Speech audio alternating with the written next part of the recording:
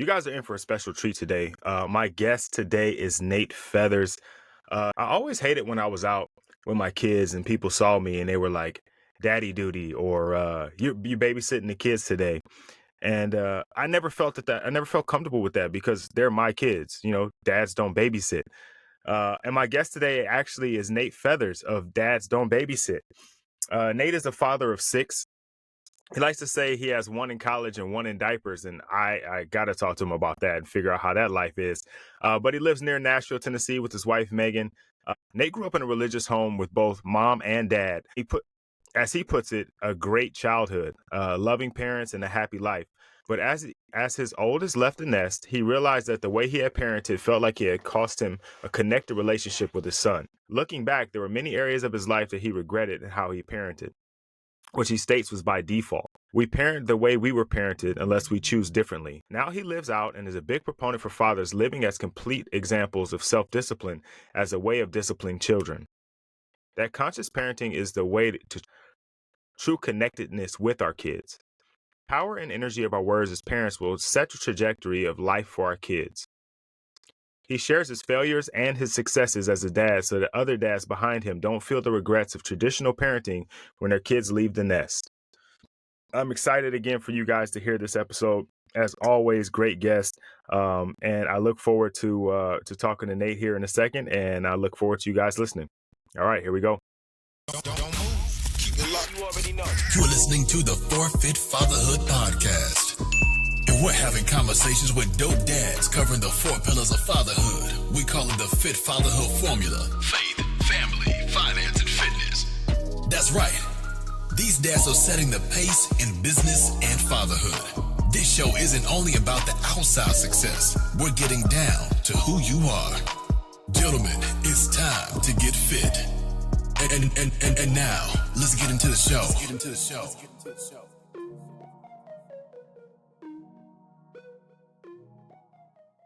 Welcome back to another episode of the Forfeit Fatherhood Podcast, a podcast for fathers by fathers, where we talk about the 4 pillars of fatherhood, which are faith, family, finance, and fitness. And I'm excited to have this guest today. I mentioned it in the intro. If you guys listen to the intro, I know some of you guys skipped past it. But one of the things I always hated when I was out with my daughters is people would come up to me and be like, "Hey, daddy daycare," or, "You got to babysit the kids today." And I never felt like that was the right way to look at it. Like, these are my kids. Like, I'm not babysitting my kids. And my guest today is Nate Feathers. Nate's Instagram handle is Dads Don't Babysit. So, and I saw that, I'm like, oh, I got to talk to this dude, man. So I'm excited to have Nate here today. Nate, how you doing, brother? Good, man. Thanks so much for having me on. I'm glad to be here. Yeah. I get a lot of that conversation about that whole dads don't babysit thing. So Yeah. So Nate, tell the fellas a little bit about yourself, what you're doing, what you got going on, and Sure. kind of introduce yourself. Yeah, absolutely. So Nate Feathers, I live just outside of Nashville, Tennessee. I am a father of now 6 kids. I got one in college. Let's see, he's a sophomore. So I have a sophomore in college, and I have a 4-week-old. He'll be 4 weeks on Thursday, so like a couple days from now. So, and I've got, spread the gamut in between. My oldest daughter is 17, going on 18, and then I've got 2 boys that are a year apart, so they're practically twins that terrorize the house. And then my 3-year-old daughter is like the boss. Right. That's how it works, right? Yeah, man. So that's pretty much what I'm like. That's what I do. I dad a lot. Yeah. So you've got the full experience. You got adult children, and you got newborns. Like, you get to every day you get to experience the full, like you say, the full gambit of fatherhood. So I'm Absolutely.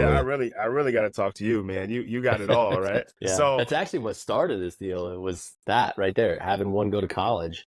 I sat down and thought, it's all over. Now, not like that it's all over, because obviously we're dads forever. But I thought, wow, I totally, I wish I'd have done more with that 18 years I had And that's really what started everything for me, was starting to share that feeling and changing how I did stuff. Yeah, well, I'd be remiss if I didn't stay there for a second. Talk to us a little bit about that, Yeah. because I'm 7. Well, no, my daughter will graduate early. I'm 6 years out, so I need Uh-huh. to know. I need to know. Like, Yeah. I need the heads up ahead of time. And I think that's what happens. We when we're standing at the edge, like when we have a baby, which I have right now, right? So when I'm sitting on the newborn, I'm like, and you've got your sleepless nights and the diapers and all of that stress. 18 years feels like forever, right? It looks so far out because everything, even if it's a 30-day like fitness challenge, that feels like forever on day one. But then when the 30 days is over, you're like, wow, that went really fast. And it's the same thing with 18-year-olds. When you take them to college or you send them off or whatever, and I don't mean 18, like, oh, all of a sudden 18, it's like life is over or you're kicking them out. But I just use that as my gate because he went to college then. Like it went so fast. And so my advice to dads is like always coming from that, just plan with the end in mind. Look and know that it ends. So how do I want to be? How do I want to be with them now? Honestly, if I get 20 years with my kids in my house and they live, let's say I live until I want to live till I'm 150, and my kids think that's hilarious. I'm like, I love to do that. As long as I'm not like almost dust. If I'm not Right. almost dust and I can keep moving, then I'm down. But let's say I live to 80. That's most of my life is without my kids in my house. So how do I live that 20 years so that they want to come around the rest of that time? And Yeah. that's actually, I regretted a lot of what I did as a dad to my oldest because I didn't live like that. I didn't think like that. So I just tell dads all the time, wherever you are, it's going to feel like the days are long, but when you look back, the years are really short. So like whatever you can do to be present in those moments all the way through, you're just creating that ability for them to go, no, I want to hang out with my dad, Yeah. when they're Yeah. older, for sure. Yeah, I love that outlook where the days are long but the years are short, because it allows you to appreciate the moments you're in, even when they're Mm. crazy and chaotic, right? Like it's like, you know what I mean? Like because eventually, like you said, they're going to be gone. Like there's a Mhm. there's a large portion of your life where they're not going to be like right there, demanding your attention, and as they get older, they demand it even less, and so you Mhm. have to appreciate when you have them right in front of you, right? Yeah, Mm. absolutely. Absolutely, So, man. what are some of the things that maybe you did or you do now differently once you had that kind of like epiphany where you realize that, Yeah, the time is shorter? Were you doing, sure. well, obviously you are doing some things differently, but what are those things? Yeah.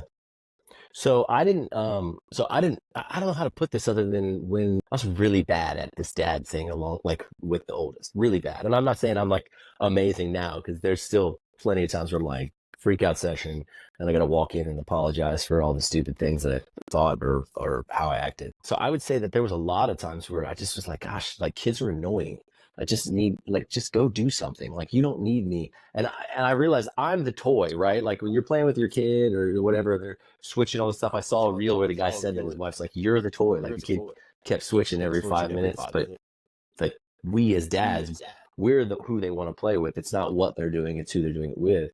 And I didn't want that when I was younger. So I'm trying to do my own thing and be this guy, whatever that guy was. I'm trying to do all these things, and this kid just keeps getting in the way. Like, go play. Like, why don't you watch TV? Why don't you? That's how I was, and now it's like, yes, dude, my kids watch TV, yeah, but I try to keep them around. I'm very much the guy that's like, we eat dinner together. There's no phones. There's no toys at the table. There's a lot for that though. Like I know that actually has to do with in the future, it actually will help them eat healthier as a kid, but in the future, they'll make better decisions and they will likely carry that on. But man, I mean, there's so much that happens at the dinner table that is like just relational stuff that I don't want to let go of and I want. So it's spending time with them there. All the way down to I used to be real big on no kids in the bed. Like no, and you don't sleep in my bed. You sleep in your bed. Like that's your room, that's your bed. Dude, I regret that. I would tell every dad from here on out, dude, if they show up in your room, if they have their own room and they show up in yours, just let them in. Like, why? Why not? One day that will all be over. It'll Yeah. all be over. And if you've done it ever, you'll wish you still had it. Same with holding them. My daughter is 3, and she constantly had to be held all the way through. Even now, I'll hold the baby, and she wants held, and I'm the only one in our family that can do both of those at the same time. So the moment I pick up the baby, she's like, "Daddy, hold me." I'm holding a 3-year-old, and I'm holding a baby, and sometimes I have a 7-year-old on my back, and it's like, well, just as long as we don't hurt the little guy, Right. whatever. And I used to be the guy that's like, "No, get off me. I don't like." I was so I did not connect with my oldest one, and a little bit with my oldest daughter. And now I'm just like, how do I connect with them on their stuff and look at them in the face, and things that I didn't do when I was a younger dad. Yeah. For sure. Yeah, man. It's What do funny. you guys do? Like, what do you do? That's funny. Well, I was gonna say that's funny. This morning, literally this morning, my oldest daughter, she woke up early before any alarms went off. She wasn't feeling well, and climbed right into bed, snuggled in between us, and we just like nobody was like, "Hey, it's time to go. You got to go to school." It Yeah. was like, "Yo, this is get in here. Like, let's Yeah. get these Yeah. in." Because I've been saying, and guys that are listening know this, that my daughter stopped calling me daddy in public a couple of weeks ago. And she'll slip up every once in a while and say it, but she'll catch herself and then say dad. So every time she wants to like get next to me, I'm like, yes, come on in here. So we definitely try to, for sure, I'm trying to be as connected to the things they're connected with as much as I can. Like the things that they enjoy, the things that they love. I want to be a part of it as much as, or understand it. You know, we don't have the same exact music taste, but I'm listening to their music because that's what they like. We don't like the same shows. Like my oldest was watching Mean Girls yesterday, and I have no desire to watch Mean Girls. But yo, what? I can't believe she said that. That's great. Like I'm in there. Like I'm locked in. Before you know it, right? Yeah. It's like even the shows my wife watches. She watches rom-coms, and I'll be like, "Oh, what is this?" And I'll walk out of the room, and I'll come back, and I'm like, "Oh, wait a minute. Okay, get comfortable. Like let's." Yeah. What happened? You know, yeah. Like I find myself getting caught up in just in them and the things that they enjoy. I would say that's probably the biggest thing that I'm trying to do, because I feel like the more connected I am with them now, the bigger impact I can have on their lives later, right? Because this is small things. Just sitting down next to them watching a TV show is not a big deal. If I don't do it, will she say anything about it? Absolutely not. But now we have this common thing where I can make a reference to something completely separate than the TV show, but something that happened in the TV show, and now boom, we're connected again, right? Or we're just out at Target and something happens, and it's just little stuff. And so I think those little touch points are super important. And you mentioned the dinner table, and this is something that actually kind of sparked this whole forfeit fatherhood thing into what it is now. And I tell this story often, but during the pandemic, it was the first time that, and probably definitely in my youngest daughter's life, but in my oldest daughter's life, that I was able to be home during the week for dinner. And my youngest asked me what I was doing there. And that kind of like that, as you can imagine, man. That really sent me reeling. I had to get up from the table and go in the other room and gather myself. But that sparked me making a complete change and making sure that I was present and available for my family in the way that I actually wanted to be, but couldn't see because I was caught in the moment.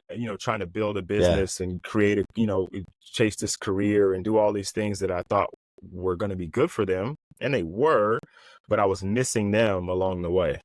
And so I make sure that I stay connected as much as I can. Absolutely. I think that's the very, very hardest part about father, at least for me as a dad. I'm like, I don't want to give them everything. I want to like help them see that they've got to like earn things, but I do want to give them the best life I can possibly give them. But that used to, and I think pre-pandemic, it was serious, and now it's a lot easier. We kind of were forced to realize we could do more things from home in some way, shape, or form. But pre-pandemic, it was like, well, you have to go out, and that takes you from your children. So you either give them the life you want and don't give them the time they need, or you give them the time they need and you don't get to give them the life they want. And neither one of those, I'm the kind of guy that's like, I feel like we can have it all. I can do both, and so then it's figuring out, how do I do that? But Yeah, I think that's the part that crushes me. There are plenty of times where my youngest daughter and I just have this amazing connection because I was always like, I'll hold her forever. I'll hold her as long as she wants to be held. Like all of that from the time she was born. I said, I'll never put her down if she doesn't want to put down. Like that's just what I decided for me. And we have this amazing connection. So when she's like, Daddy, will you watch this show with me, or will you do this with me? Even if I've got work, I'm like, oh, I don't want to do this. And it crushes my heart when I'm like, sorry, baby, Daddy has to work. Yeah. It's so hard. I think it's something that, I don't know if your wife ever said this to you, but like when I would go, my wife would say to me at times when she was frustrated with being home with the kids, she would say, yeah, but you get to go and do things. And I'm like, but what that takes is to not be around all of you. Like that is a cost that I hate to pay. And and that wasn't her being mean. It was just her feeling in that moment. And I think a lot of dads feel that is the price we pay is the sacrifice of time with our children. And that is something that, I don't know, every man is striving to not have to sacrifice that, because we're finding more and more that our presence at the dinner table in their life in any way, shape, or form is so good for them and us that I don't want to sacrifice it if I don't have to. Yeah, yeah. That's like the core of the idea of dad guilt, right? Is that your head knows you got to provide, but your heart wants to be present. And it's like that constant conflict between the two. And you're right, pre-pandemic, I wasn't thinking about like ways that I could be here and still be providing. Like I was like, I gotta go. Like I was a strength and conditioning coach. I can't be, but the athletes are out there. They don't live here, so I got to go out there to be. You know what I mean? Like I got a decent garage gym, but I'm not bringing people here. I got to go there. And so I never looked at it that way, because even though I was doing it and going out to provide, I was very intentional about the time I was spending. So I felt like I was doing a good job, right? But then I just didn't realize how much time I was gone. Like I was gone from like 9 to 9. And with the little time in between where I can come in and like a presidential candidate to kiss the family and then go right back out, you know, just pop in long enough to win some votes and then get back out on the road. It was tough, but I felt like I was doing everything that I had to do until I realized that there was an opportunity to do more. And I just never explored it, you know? So with 6, because I got 2, and it's pretty manageable, right? It's 2 on 2 if we need to. Like if my wife can take one, I can take one. When you got 6, well, one is out of the house, so 5, let's say 5. One of those is very 5. Tiny. So the baby is going to demand all kinds of attention. I remember those days. It's full blown attention. True.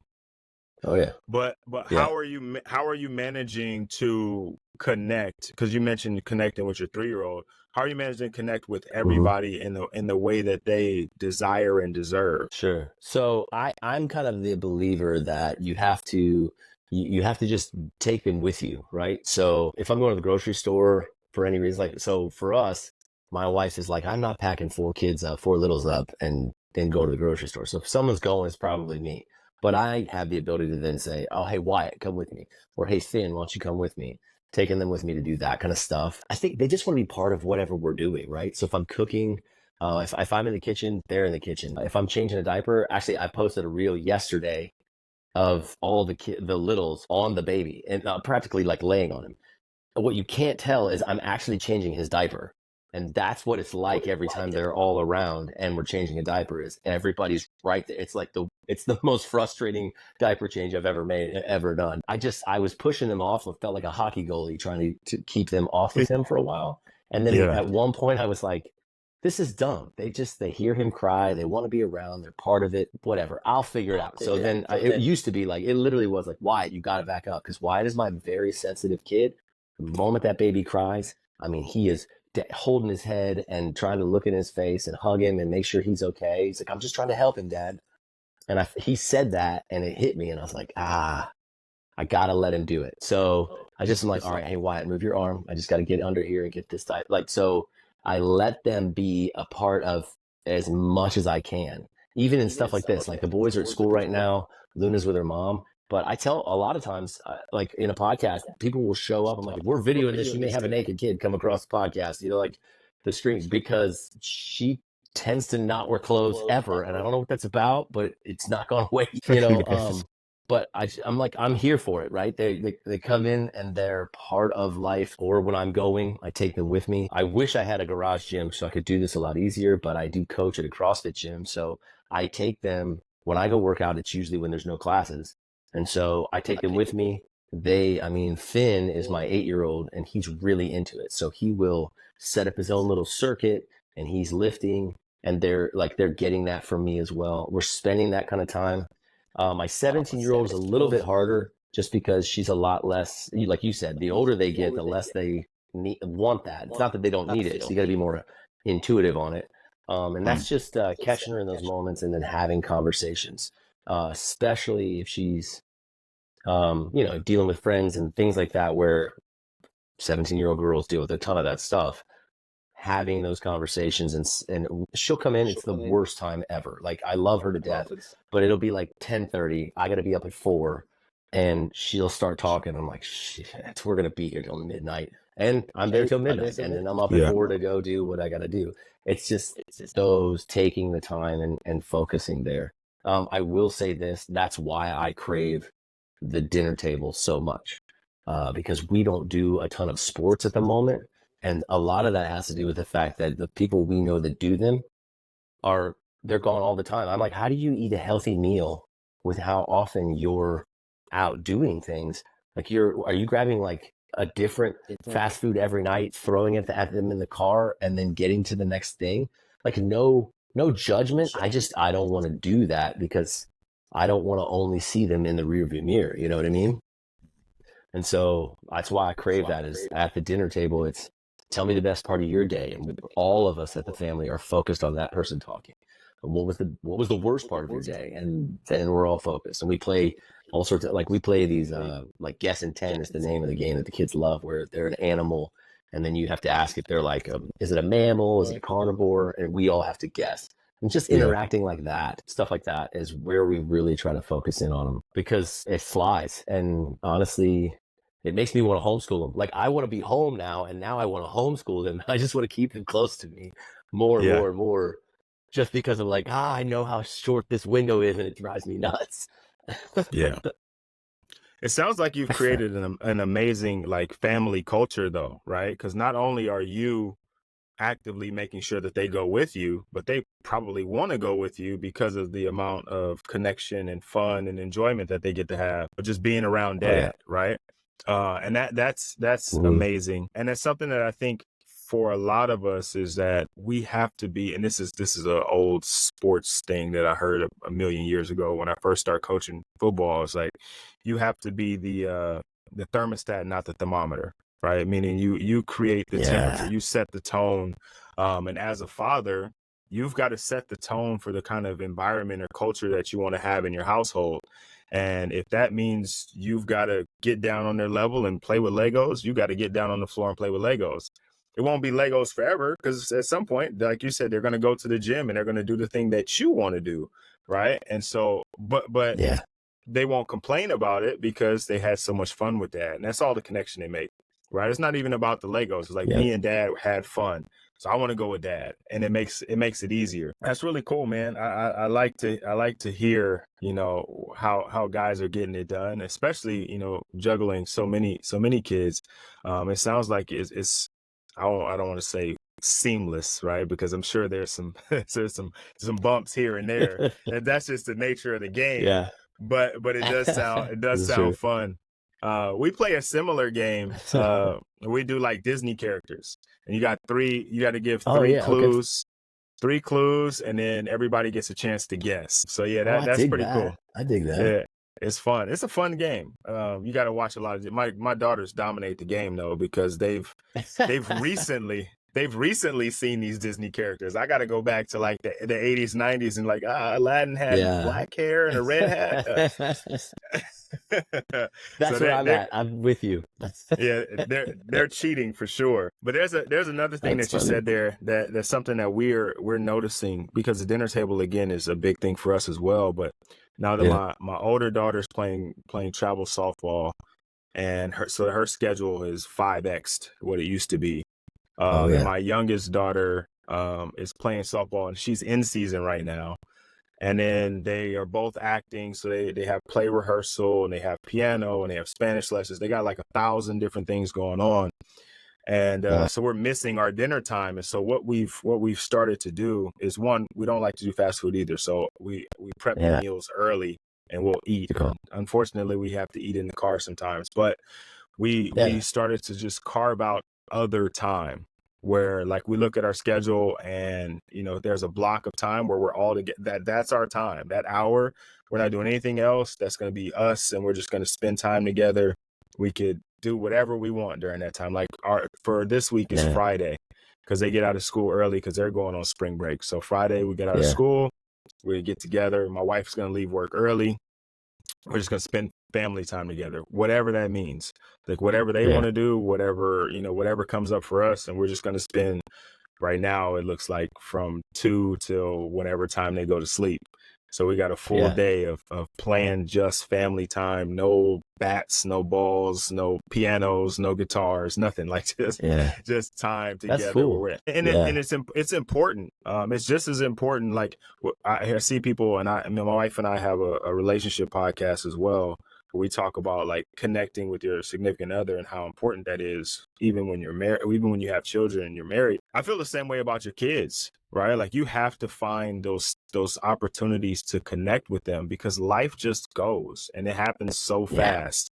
And before you know it, it's like 2 weeks and something has happened at school that you never even knew about, right? Like, or something happened with a best friend and you never heard about it because you don't have the time or space to connect. And so it's important to prioritize that in any way that you can, even if that's I just agree. a ride to the store. Like, hey, come on, get in the car, and we'll talk the whole way there. Right. Yeah. So Absolutely.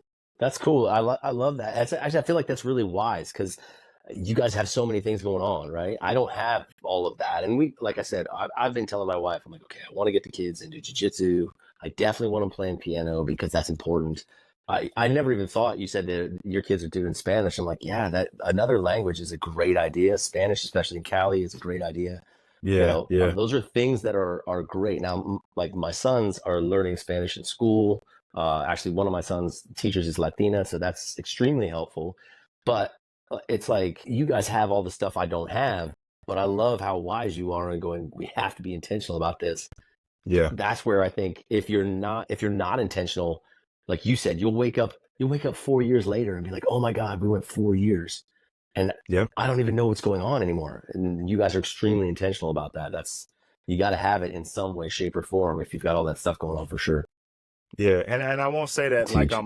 I'm perfect at it or by any means, but because I had that wake up call previously, like, I'm very aware now of, like, time is slipping and we got to make sure we get back connected, because I know just one thing will lead to another. As long as we can handle it, we'll add one more thing. You know what I mean? Like, it's just weird how that works. It's like, oh, we're doing a good job. Crazy. You want to try what? Okay, cool. Like, because my daughter literally just the other day, because they used to take Taekwondo when they were younger, before they got into sports. And she just asked me yesterday, like, hey, can I go back to Taekwondo? And I'm thinking, like, are you crazy? Do you know what our schedule is like? Are you sure? Like, and she's dead serious. Like, I want to get back in. I really have fun, and I miss Master Peter and all these. I'm like, okay, and we're managing our schedule right now, so maybe we can find an hour where we can slip it in. But I know that that's going to come at a cost, right? And so we have to make sure that we are proactive and making sure that the time for family is still there, even with adding all of these enrichment things, which is what they are. And the thing is that if we don't do it, like, the kids they won't suffer, because they'll be doing things they want to do. They'll suffer in the long run because they won't feel the connection with mom and dad, right? That's the thing, is that we have to pay attention to it, because obviously our kids aren't going to pay attention to it. They're going to be like, oh, I want to play basketball, and I want to act, and I want to do Taekwondo, like all of those. They're just going to add stuff if they can, because, oh, that's fun, let's do it. And they get to spend time with friends. So for us, it's like, no, you're leaving me. You have no idea what's coming down. Like, I'm looking down like a tunnel, and I'm watching the train come, like, you leaving my house is coming at me. Like, perfect example is this morning I said something about Killian being 4 weeks old on Thursday. And I was like, it's already been 4 weeks. Like, what? He's like, he's already got chest hair. What am I going to do? You know, like, it's so Yeah, yeah, man. The stuff. time flies. The time flies. And you know what's funny is I used to not hate, but because that's the thing that people say to you, right? When they see you with a baby or they see you with a little kid, they're like, you know, they're gonna be an adult before you know it, or time flies, and so enjoy it. And that's like the number one thing, especially an old guy, like an old man will Yeah. say that to you, and that's Yeah. like their go-to. Yeah.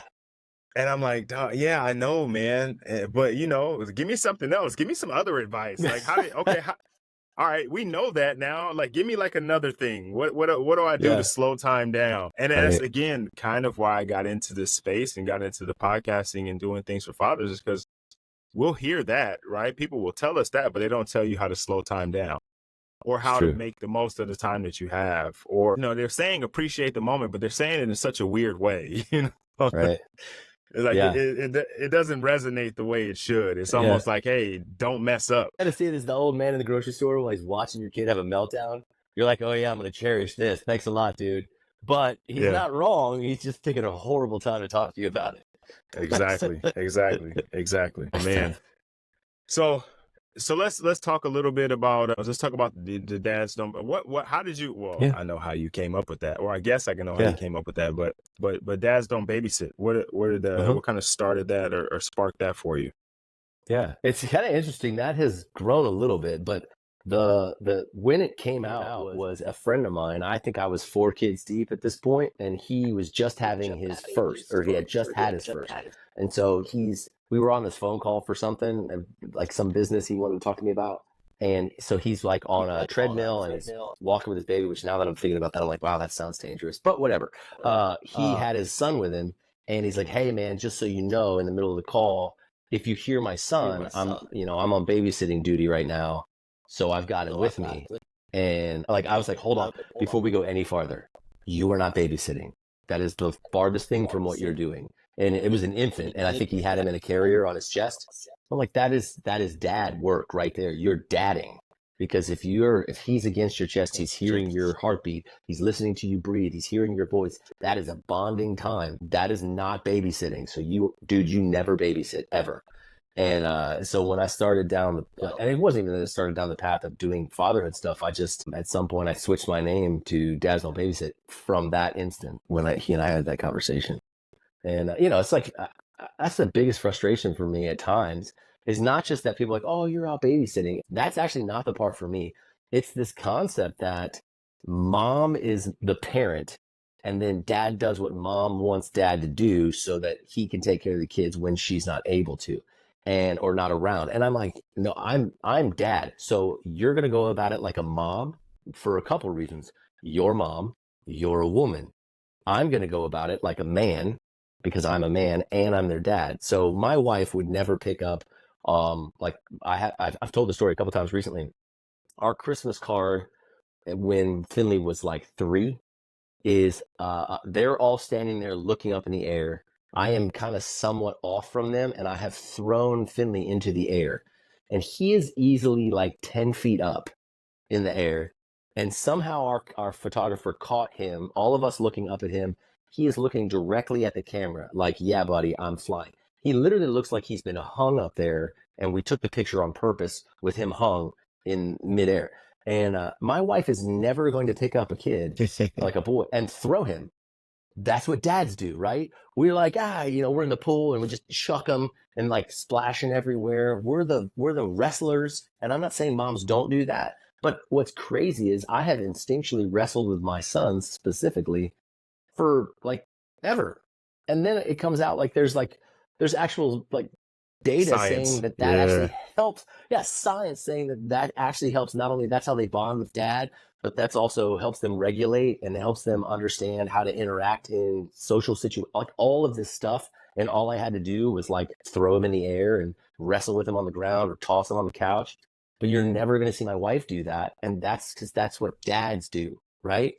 Right. I'm not saying that women don't do it. And so, I'm not saying I got to be careful about that. I think that's what dads are going to do more often than moms.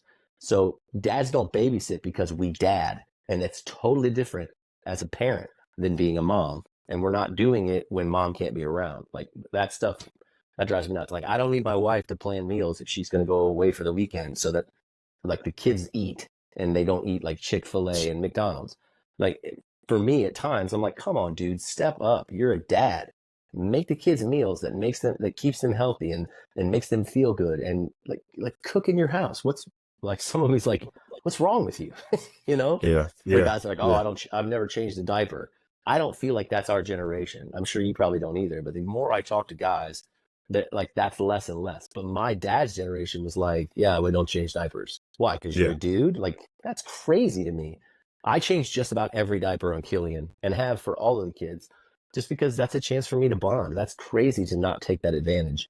Take advantage of doing that. Yeah, yeah, no, I completely agree. There's a couple things there. One, I love what you're doing, and I don't know if you noticed it, but you're saying dad like a verb, right? And I love Yes. that because dad is an action word, right? Like Mhm. when you're what you're doing involves action. Like you Yeah. can just I guess you can just be dad, but you do dad, right? Like Yeah. Exactly. you do dad stuff. You know what I mean?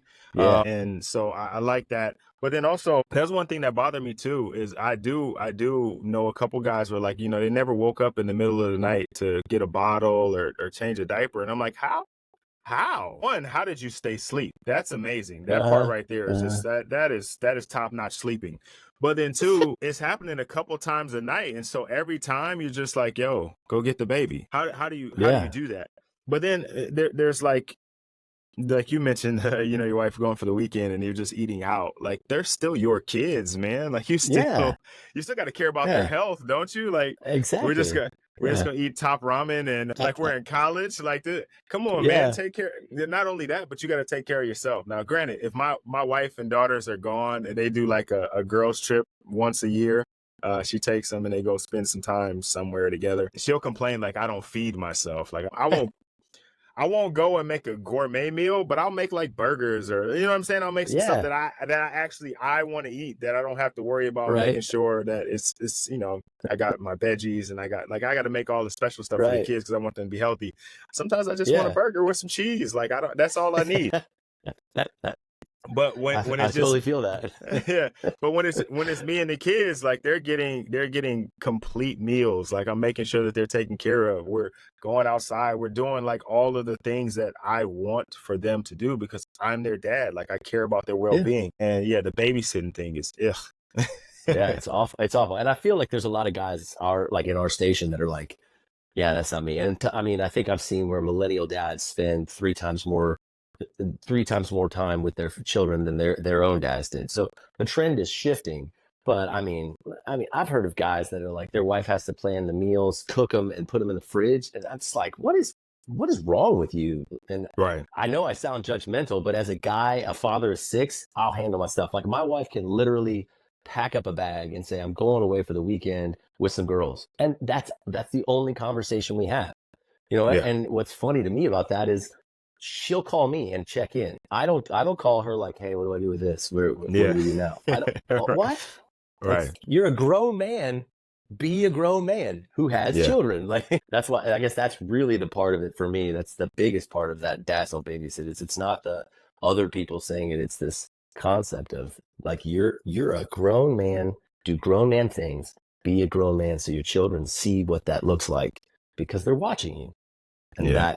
that makes all the difference for sure. You know what I think is underlying there or is kind of like the thing that maybe we're not saying, but it's what's actually there, and the reason why that happens is a lack of connection and presence, Mm. right? Because if you're fully present in the household or you're fully present in the life of your child, you don't need to call your wife and ask her like about what to make for lunch or dinner or like you know what I Yeah, mean? Like you don't need those instructions. You don't need, yeah, you don't feel like you're babysitting because you feel fully involved in the situation. And right. so in order to not be the babysitter, because with the babysitter, you got to leave a list, right? You got to tell her, Yeah, oh, yeah, they go to bed at this time, they get up at this time, they got to eat, and they got this, and this. If you're yep. involved and you're present, you don't need to feel like a babysitter because you just do what you were going to do anyway. That's right. You just do the dad stuff. You just do dad. Yeah, yeah. You know what? You mentioned being a CrossFit coach, and you also mentioned that your son kind of gets in there with you and does some working out.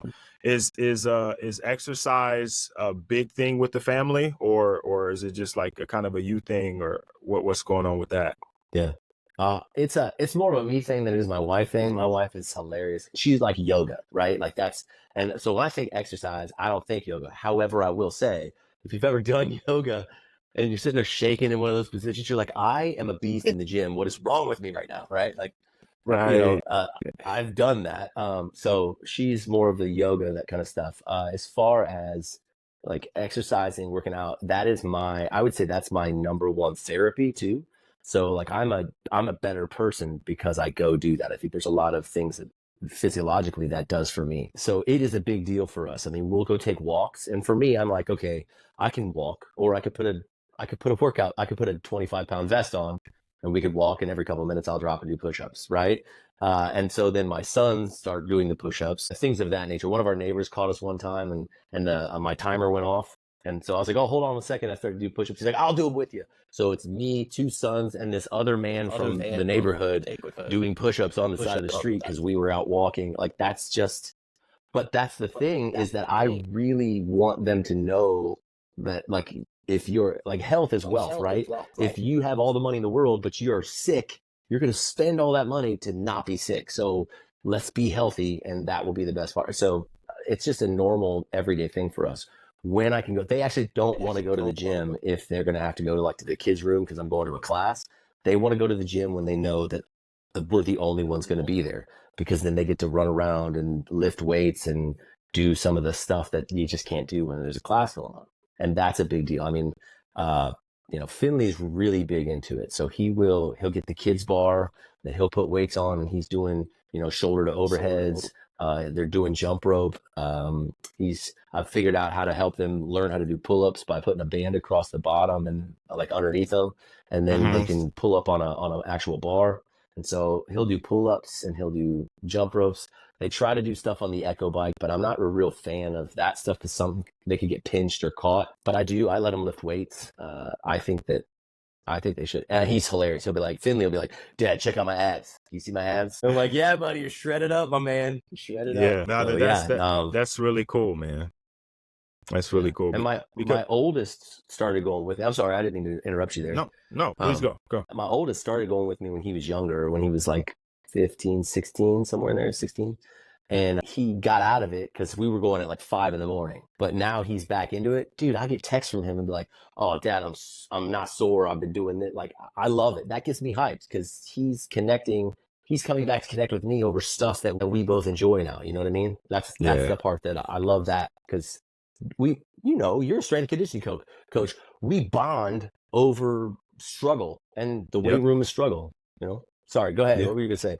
Yeah, no, I was gonna say this just another I guess more evidence of the culture that you've built, right? It's like they're buying in and they love, and it's like, because I think a lot of people get to being an adult and like working out and exercising is like punishment, like, oh God, I gotta go to the gym. This, new year, new me, and I got to go to the gym and I'm struggling and I hate it. I feel some type of way about it. I'm not confident in my abilities in the gym, so I don't want to go. But you're creating a fun, like, safe environment for them to want to go and push themselves. And as you said, health is wealth. And if we can instill that in them now, right, while they're young, like, they don't have to. I tell my daughters this all the time, like, you guys play sports, but you don't have to be you don't have to be any of the athletes that I work with, right? Like, you don't have to be you don't have to be a pro athlete. Like, that is whatever. You can't control it anyway. Like, all you can do is put out your best effort. So let's just have fun with it. We'll go as far as you have fun. And then once it stops being fun, and when I say fun, I mean, you still got to do the hard work that comes with it. But like, if there starts to be a point where the hard work for you is no longer worth it, then let's do something else. Because I don't want it to be a situation where you feel like you're trying to impress me because I'm who I am or whatever. I don't care about that at all. But my daughters are like, now that they're getting a little bit more serious about their sports, they want to go to the gym with me now all the time. Like they wanted, and then there used to be like they wanted to go to work out. This is like probably a year ago when they first started wanting to go. They want to go and work out, but then they want somebody to come pick them up because they don't want to be there. Like they just want to work out and get out. Yes. And now it's like, oh, you know what? I'll just stay with you. I'll stay the whole time. When are you leaving? Yeah. Oh, okay, Yeah. cool. And then they're just like Yeah. run. They're like you like a gym. You know, some gyms have like a dog that's like running around and greeting people. That's so They're like you know what I mean? Like everybody knows them. They're going next door and talking to people, and like, you know, they're like a whole thing. It's like like they own the gym. I was like, I told my oldest, I was like, look, I'm gonna get you a job at the front desk if you keep it up. You could check people in and make sure everybody's got what they need. For sure. But they again, it's like it's another part of it is like they get to say that they were with me too. Like I hung out with my dad today, and in all honesty, if I'm working, we're not really hanging out. We're just in the same building together. But for them, they feel like I went to work with my dad today. And, you know, they get to see me in my element as a coach. And they, you know, they're like, those kids do whatever you tell them to do. And I was like, yeah, you do too. And don't act like you don't do what I tell you to do. But there's something cool about, like, I think they see the level of respect I get as a coach, and it's like really cool to them. It's like, oh man, these people really respect my dad. Like he's all right. He's a good dude. That's cool. It's validation for who you are. Like, you know what I mean? Like for them, they're looking at you going, oh wow. Like these people listen to him and look at them. They're doing these things. My dad knows his stuff. That's massive. I will say this. I clashed heads a lot with Zeke. He's from my first marriage. And so his mom does things totally different than I do. And that made for a lot of struggle. And and so I'd be like, dude, do it like this. Let me show you. And I'd like try to help him just through life in general, just different stuff.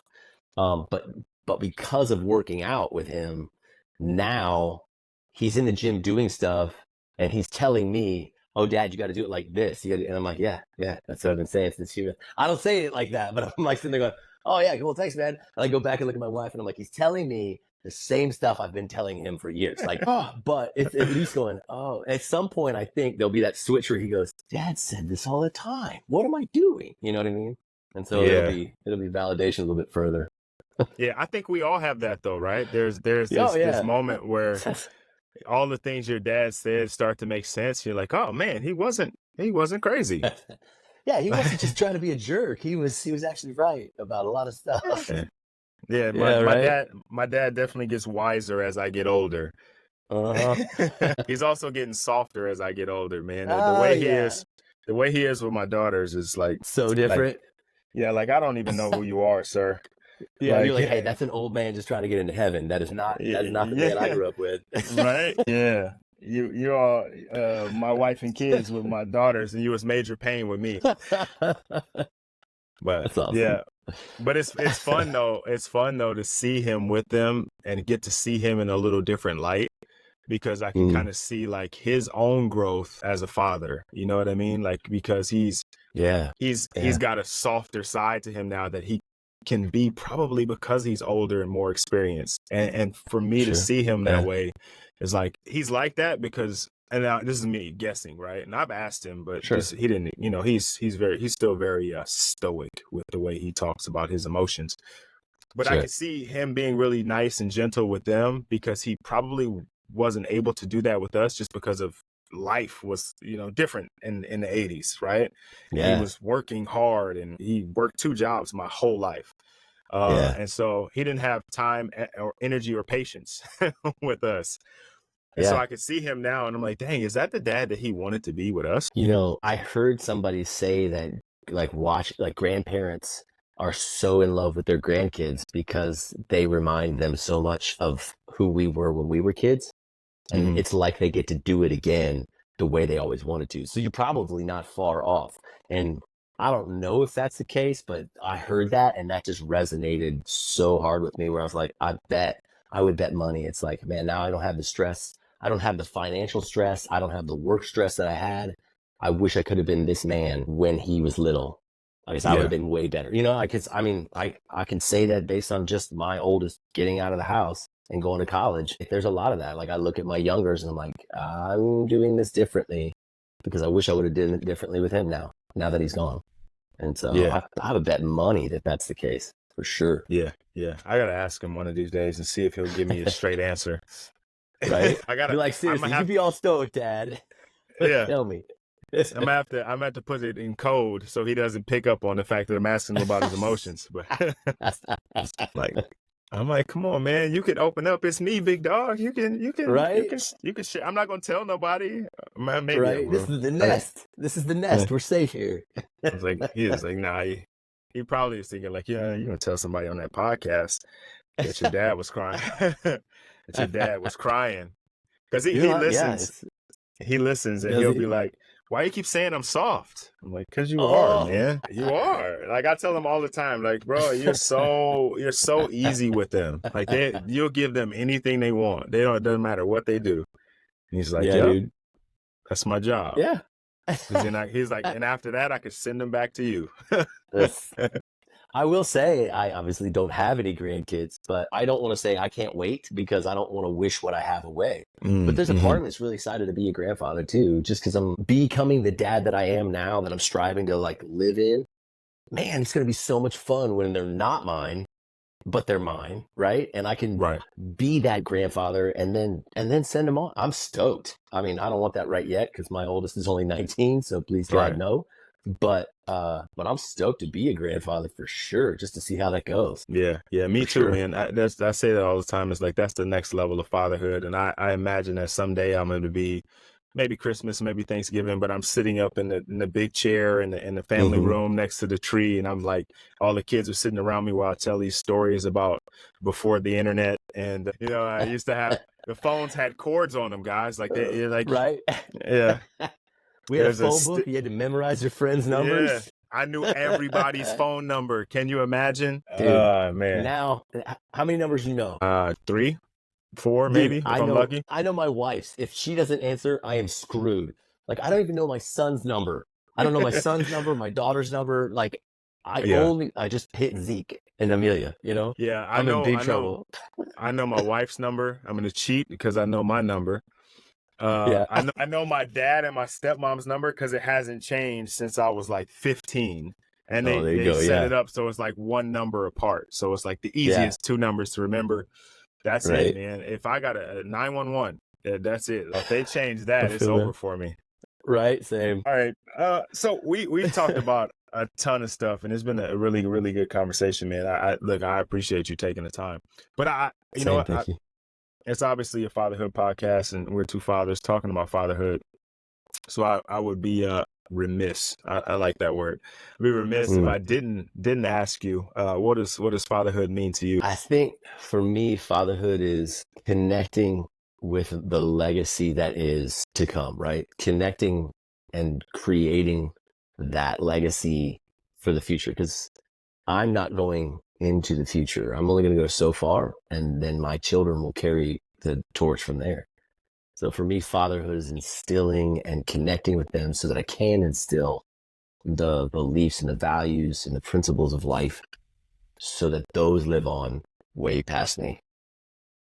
For sure. I like that. Connecting with your legacy now. That's a really important thought process to have too, because we can forward think about what our legacy is going to be, but you have opportunity right now to start crafting, creating, cultivating what you want that legacy to be, as opposed to waiting until people are talking about you, after you're gone, because you won't even know. Like, that's the craziest part about legacy, is that we're so worried about our legacy, but when we're gone, we'll never have the opportunity to see what it really is. Right. So it's more important to take advantage of what you can do in the now, because you actually get to see the consequences or repercussions or the outcomes of what it is you're doing. Yeah. I'm of the belief that if we will be self-disciplined as men to like connect with our children and be the men, the best example we're supposed to be, that our children will do it, like unconsciously do it. And so that within 2 generations from ours to the littles now, to our grandchildren, they will unconsciously do the things that we have to consciously do now. They will do for their children. That is a great legacy, where our children and our grandchildren unconsciously parent in a way that connects them to their own kids. Man, That's all on me, right? It's all on you. We have to do it that way because right now I have to consciously make those choices because of the way I was raised. And it was not the way I want to pass on. Not that none of it, I don't want any of it to go on, but it was, I want to pass on those great things and even better things to them.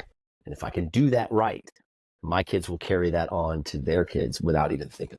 I love it. I love it. Yeah. Okay. All right. Now, two-part question. Okay. Obviously you're already on social media. You're kind of doing your thing there, and you're on a couple podcasts, and you're all over the place. But let's say you are gonna nail it down to just one final Instagram post. You could be a reel, could be whatever you want it to be, and it's gonna go out to all fathers. Like you were able to niche it down and make sure every single father, the algorithm is just working in your favor right now. What do you want that message to be? Breathe and just relax. It's going to be okay. If you can relax, you will change the game. Don't be so tight. Don't be so stressed. Relax. And in doing so, that will let you connect with your children because you'll come at it in a totally different way than when you're all tensed up and stressed. So if you do one word, relax. I like that. I like that. Okay. All right. So that one went over well. You now have made your page private. You got six followers at this point, and those are your kids. What do you want them to see? Dude, you told me you were going to ask that, and I'm like, man. I guess what I would say is, like, if this were like that the last thing I'm ever going to say to them, I did the best I could. Yeah, I did the best I could with what I knew. Take what you learn. Take what you didn't like. Do better. Just do better and leave this world a better place because you came by this way. That's it, man. That's a mic drop. You cut the camera off right there. That's because you know what? That's like what they say, this timeless advice, right? Because you look at it now or you hear it now, all of it actually, the breathe, the thing you have just now for your children is like in any given moment you could look at that and be like, that's right. I'm supposed to just breathe right now. Like it's crazy, but just breathe, right? Yeah. Or you know, make it better than you found it, or you know what I mean? Like that's always right. There's always something that you could look on and listen to and use and apply. So not that it matters what I say about it. I think it was great advice though. I love both. Thanks, I like both of those. Thanks, man. All right. So we've mentioned it several times here, your Instagram.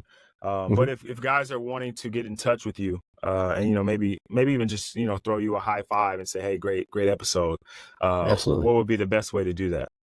Yeah. So definitely on Instagram, it's dads_don't_babysit. You can actually email me if you have questions or you wanted to go a little bit deeper and have a longer conversation. Emailing it's nate@dadsdon'tbabysit.tv. And then I've got a couple things in the works coming up, hopefully here in the next couple of months.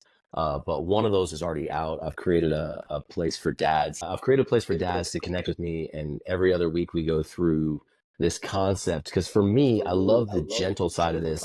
And as I've talked to dads about this conscious, gentle conversation in fatherhood, there's still this part of me that I feel this like savage, I don't know how else to put it other than this violent, savage animal that is supposed to protect my family too.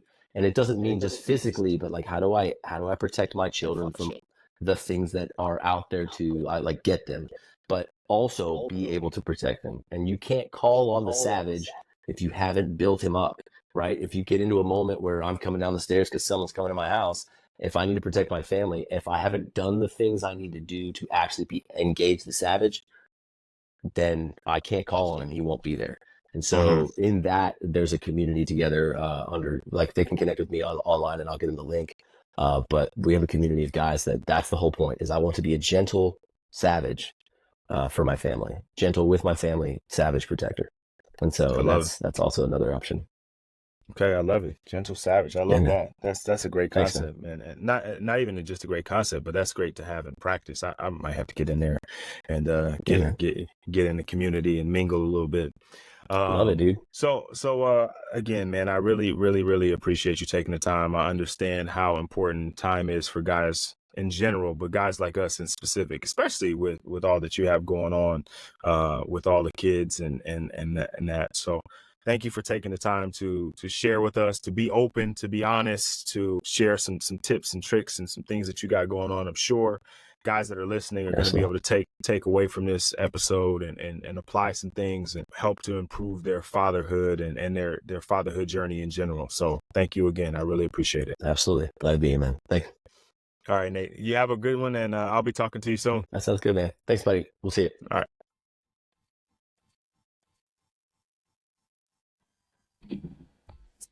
You just tuned into another episode of the Forfeit Fatherhood podcast.